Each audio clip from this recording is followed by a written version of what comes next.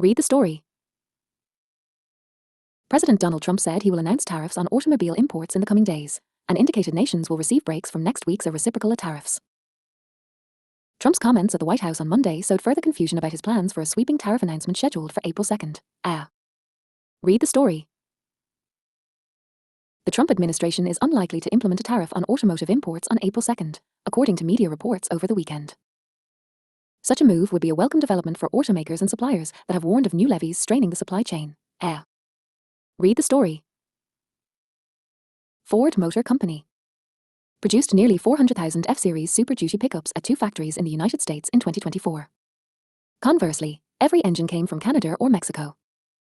That now has the makings of one costly problem for the automaker. Read the story. It wasn't long ago when many automakers and suppliers were dismissive of the threat tariffs posed to their businesses. The consensus among them was that tariffs would only be a negotiating tool Trump would use to reach deals with other nations on trade and immigration. That's no longer the case. Read the column. When Carmer Automotive President Marques McCammon hatched a new strategic direction for the Southern California brand in 2023, moving upmarket ultra-luxury, the veteran auto industry executive also aimed to reduce the company's reliance on parts sourced from China. What Carmer did not anticipate was possible changes to the United States-Mexico-Canada Agreement, a trade pact negotiated during President Donald Trump's first term. Read the story. A growing number of auto manufacturers see rising tariffs and escalating trade wars as the most serious crisis the industry has faced in recent years. The tariff pressure could eclipse the supply chain chaos during the pandemic and semiconductor shortage, which paralyzed global auto production and led to tens of millions of vehicle cuts worldwide. Read the story.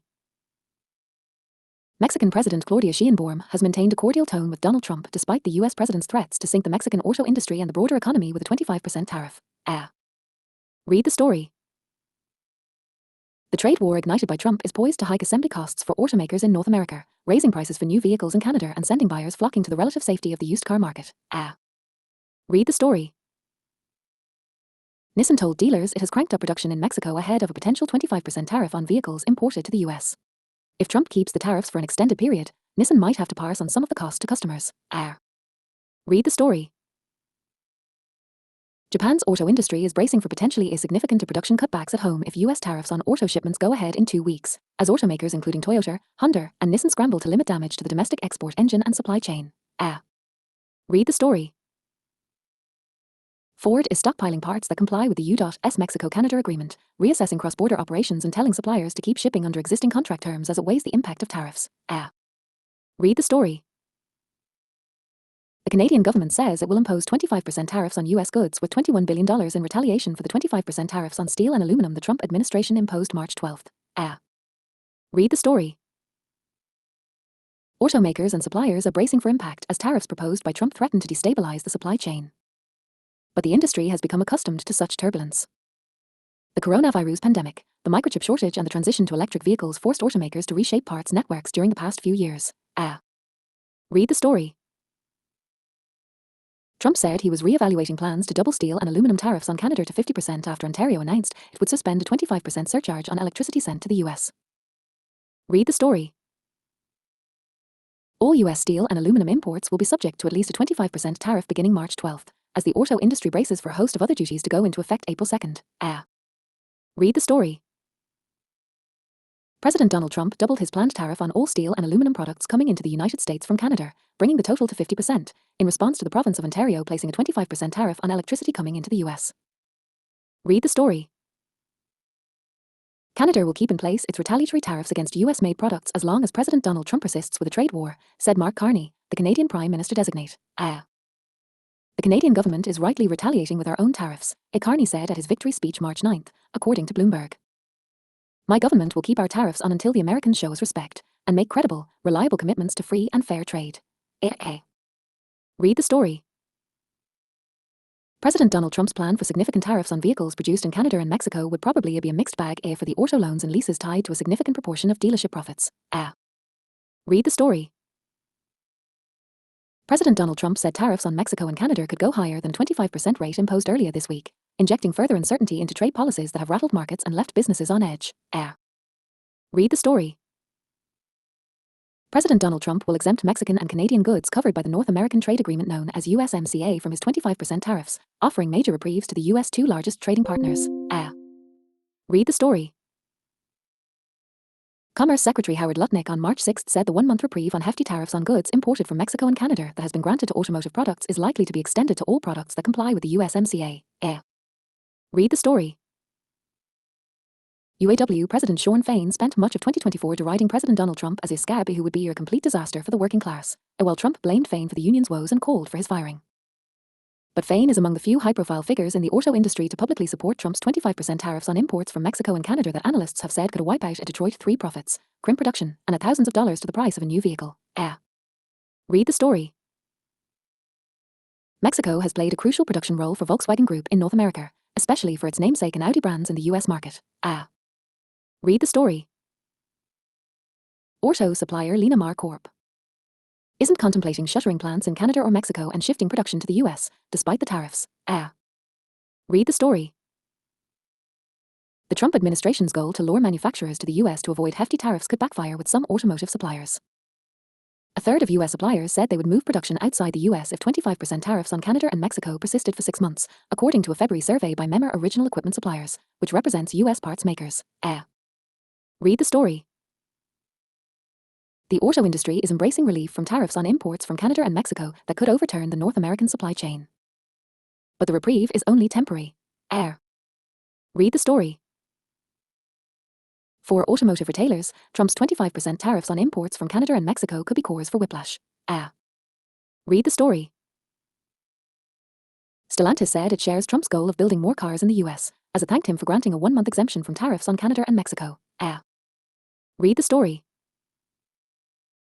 President Donald Trump will exempt automakers from his punishing 25% tariffs on Canada and Mexico for 1 month as long as they comply with the terms of an existing free trade agreement, the White House said March 5. Read the story. Car buyers will have to absorb more of the tariff impacts than consumers purchasing other goods because of several auto industry idiosyncrasies, including the uniqueness of automotive parts, the supplier financial picture and customer brand loyalty. Read the story. Some Forvire customers have accepted contract modifications to cover the costs of tariffs for imported parts, said Francois Tardif, Executive Vice President for North America. The company is working with customers on a case-by-case basis, said CEO Martin Fisher. They spoke with reporters briefly on March 5 in Detroit. Late last month, Forvire CFO Olivier Durand had said that the supplier would need to pass on the entire tax to customers. "We can't do otherwise," he said. Jamie Butters. Read the story. Here's an overview of the tariffs on Canada, Mexico, and China, and how they jibe with previous trade policies and tariff rates. Read the story. Unifor President Larna Payne said she harbours no illusions about how hard the Union and Canadian government will need to fight to keep the country's automotive industry intact as US President Donald Trump targets Canada with tariffs. Read the story. US Commerce Secretary Howard Lutnick said in an interview Wednesday morning on Bloomberg TV that he expects Trump will make an announcement regarding the tariffs on Canada and Mexico this afternoon. Lutnick suggested the tariffs will remain at 25%, but said some categories of goods might be exempted, including the auto sector. Read the story. President Donald Trump acknowledged that there may be an adjustment period as his sweeping tariffs take effect, but defended his push to remake the US economy in a primetime address to a joint session of Congress on March 4, arguing that despite economic headwinds, the nation's momentum is back. Read the story. Commerce Secretary Howard Lutnick told Fox Business on Tuesday that President Donald Trump will reach a middle ground with Canada and Mexico on tariffs, and an announcement to that effect was expected on March 5. Read the story. The 25% tariffs on imports from Canada and Mexico imposed by President Donald Trump could erase billions of dollars from the bottom lines of the Detroit 3 and append operations at virtually every automaker operating in the US, analysts and investors warned. Read the story. Trump's decision will have massive ripple effects on the North American supply chain, vehicle production, and affordability, especially if the tariffs and retaliatory measures by Canada and Mexico remain in place for weeks, months, or longer. Where's what to expect in the short and long term?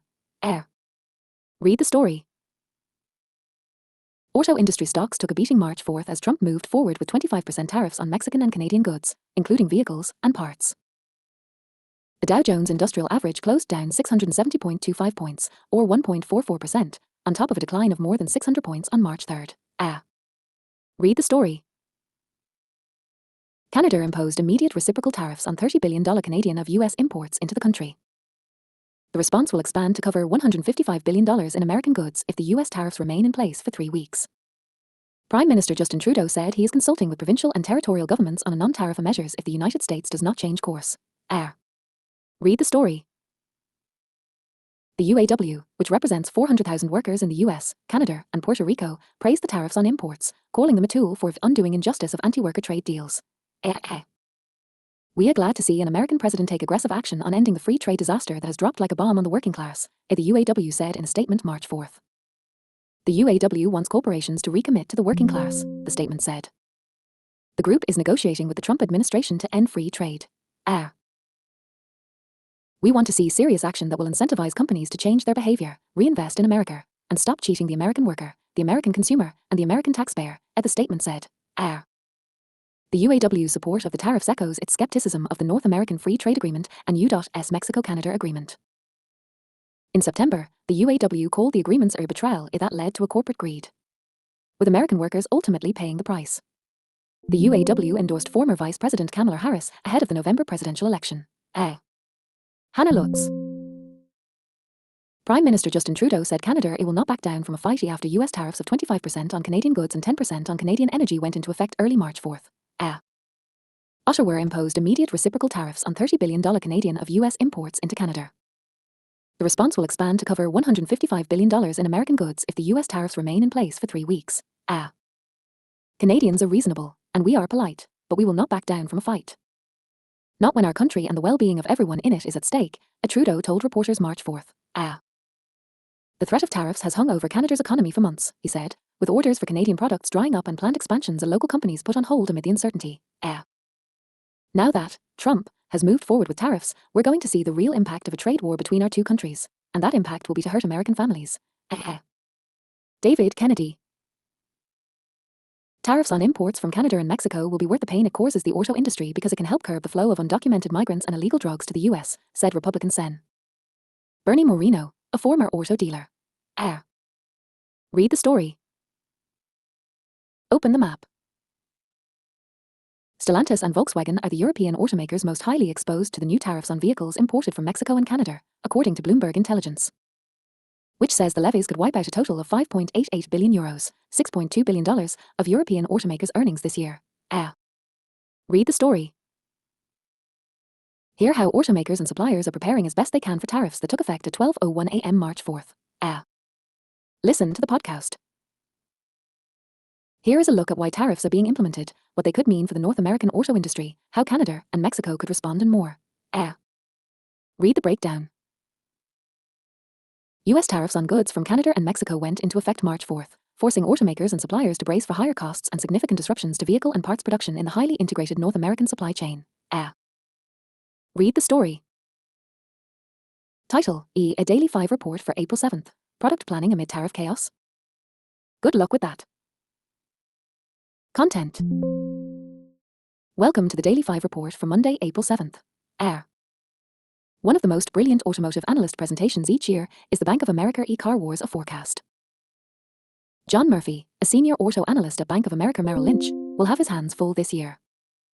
And so do all the people in the auto industry tasked with planning product cycles. The auto industry seems hopelessly placed in the epicenter of President Donald Trump's tariff crusade, which has upended global markets and created political and economic chaos. Just today, stock markets broke into a volatile about-face in trading based on one unfounded social media report that Trump was considering a 90-day delay on new tariffs. The White House quickly dismissed the report as a fake news. Then you toss Tesla CEO Elon Musk into the political fray with a growing rift playing out with Trump's top tariff advisor Peter Navarro. As long as Musk has the president's ear, the auto industry remains relevant in all discussions. But that's the world in which automakers must live. How can you plan to produce a motor vehicle in the customary 3-year cycle when you don't know what could obliterate those plans tomorrow? Live updates on tariffs. Ford, Stellantis offer employee discounts. China retaliates. Mexico seeks solution. How automotive stocks are performing since tariff announcement. Click here for real-time figures. Even during relatively stable times, such as 10 months ago, the Car Wars report predicted unprecedented volatility because of powertrain dilemmas over EVs and gasoline engines. The powertrain conundrum is causing problems that we have never seen before, a Murphy said in a June 18th presentation in suburban Detroit. Delays and cancellations of new models were projected to increase. This all puts an enormous strain on the leadership skills of General Motors CEO Mary Barra, Ford Motor Company CEO Jim Farley and Stellantis CEO TBA. No word yet on when Stellantis chairman John Elkann will name that TBA. Speaking of leadership challenges, Honda Motor Company has plenty as it's no. 2 executive, Shinji Amr, abruptly resigned early today amid an allegation of inappropriate conduct at an after-work social gathering. As our Hans Gramel reported from Tokyo, Honda said a criminal complaint had been filed with police regarding the alleged inappropriate conduct. But out of concern for the privacy of the alleged victim, the company said it declined to disclose additional details. AMR, 61, was a veteran of the company's automobile operations, a driving force in top management's push toward electric vehicles and the right-hand man to CEO Toshihiro Maib, Gramel reported. There was some positive financial news for automotive innovation today. FM Capital raised $240 million for its 4th venture capital fund, money that will be used to seed retail and other automotive industry technology startups, Mark Holmer reported. Plans call for investing in early to mid-stage companies targeting retail technology, as well as autonomous and connected vehicles. That's it for now. Have a great rest of your day. Title: Other F&I products besides Gap and service contracts growing as dealer revenue stream. Content: Finance and insurance products besides the staples of guaranteed asset protection coverage, or GAP, and vehicle service contracts have made up an increasing portion of dealership F&I product revenue since the pre-pandemic year of 2019. According to F&I software and analytics provider Stone Eagle. These others are clearly resonating with consumers because they are growing like crazy, as Stone Eagle CEO Cindy Allen told the Ethical F&I Managers Conference on March 3. Vehicle service contracts made up 57% of F&I product revenue in 2019. GAP, which covers the difference between the loan balance and actual vehicle value in the event of a total loss, made up 15% of revenue. A variety of products, such as prepaid maintenance and tire and wheel protection, made up 28%, according to Stone Eagle. By 2024, service contracts made up 54% of F&I product revenue, and GAP was 12%. Revenue from other products, known as ancillary products, had grown to 34%, the same as in 2023. The importance of the others is, I think, significant, Allen said in presenting the data to the conference. That's because the industry's revenue from those secondary F&I products didn't come at the expense of GAP or service contract sales, she said. GAP and service contract penetration actually grew during that time, Allen said. GAP revenue per deal grew from about $300 to about $530, while service contract revenue per deal increased from about $1,100 per copy to $1,800, as she said. Nick Anderson, general manager of Chuck Anderson Ford in Excelsior Springs, Missouri, said March 27 his store has success with the 2 core F&I products but hadn't seen a rise in ancillary product sales. It's about the same as always, Anderson said. We do a really good job with service contracts and GAP insurance policies. And then the ancillaries are just kind of bonuses on top of that if we get them or don't get them. Jeff Klickstein, general manager at GMC Danvers in Massachusetts, said, I've seen a little bit of an uptick here in ancillary products. But he called this growth a 2025 phenomenon rather than an increase observed over the past few years, and it could be attributable to changes in personnel. I think we have the right people doing the right things now, and it is starting to pay off, Klickstein said. Whether or not that would have happened with the old people, I can't say. Allen, in a follow-up interview March 25, said dealership resilience was one of the reasons for the growth in products outside of GAP and service contracts. I think, or any time they feel like there's an opportunity to bring in revenue when they can't get something in other places, I just think they're really effective at it, as she said. Allen said product providers also have shown skill in tweaking products and developing new ones, particularly in the form of multiple products bundled and sold as a single unit. This product development work also helped grow revenue for secondary products. I think that's one of the biggest trends I've seen for the past 2 years, has been this bundling, and I think that has contributed significantly to the others' performance, Allen said. Some F&I product providers interviewed during the NARDA show in January reported rising customer demand for products from the rest of the menu. Customers increasingly are looking toward ancillary products, as said Paul McCarthy, Vice President of Sales and Key Accounts for Protective Asset Protection. He attributed the growth in other F&I products to the increased new vehicle sales seen in 2024. On a new vehicle, I think people are conscious of the appearance of the vehicle, he said. They're conscious of how it feels inside. New vehicle shoppers are interested in items such as exterior protection and key replacement, he said. It's still a big area of opportunity for finance managers to meet the customer where they are and understand that people place a lot of value on these products, McCarthy said. JM&A Group President Scott Gunnell agreed. We've seen more in the ancillary products, he said. One theory about this increased interest is around customers who were unable to afford a service contract, but they believe in protection, and so therefore they are focused on the aspects of protection that they can afford, Gunnell said. A September Protective Asset Protection Dealer Survey found dealerships overwhelmingly reporting better F&I product sales in 2024 compared with 2023. 40% of dealers said product sales were up 5 to 10%, and 31% said F&I product sales had risen more than 10% year over year. 19% of dealers said they saw a decline, and 10% said F&I product sales were the same in 2024 as in 2023. 20% of auto retail professionals called service contracts their top-selling product. Gap was the no. One product for 17% of dealerships. The survey also showed prepaid maintenance to be highly popular. 17% of dealers described it as their top-selling F&I product, tying the share who called Gap their top product. Stone Eagle found service contracts appearing on 43% of deals and Gap coverage penetration of 35% in 2025. Paint and fabric protection products were most popular out of the other F&I items Stone Eagle tracked, appearing in 19% of deals, up from less than 11% at the start of 2019. They've hovered in the 19% penetration range since September 2022, according to Stone Eagle. Prepaid maintenance ranked no. 2 among secondary products, appearing in 16% of deals, and security features took third at 15% penetration. Tire and wheel was the only other secondary product to reach a double-digit penetration rate, appearing in 10% of deals. Clickstein cited wheel and tire as an example when discussing GMC Danvers' increase in ancillary product sales. A blown tire could be a $1,000 repair bill, he said. To buy the contract is prudent, he said. Some of these secondary F&I offerings actually might have had higher penetration than the Stone Eagle data suggested because some could be found among the products bundled and sold to consumers as a single packaged F&I line item, Allen said. Tire and wheels usually one of the leaders in that bundling, Allen said at the conference. She said in the follow-up she hadn't observed bundling extending to Gap or service contracts, but heard reports of service contracts occasionally making an appearance in those packages. Stone Eagle found such F&I bundles in 6.7% of deals, and Allen said she thought bundles would continue to grow in share. This would lower the penetration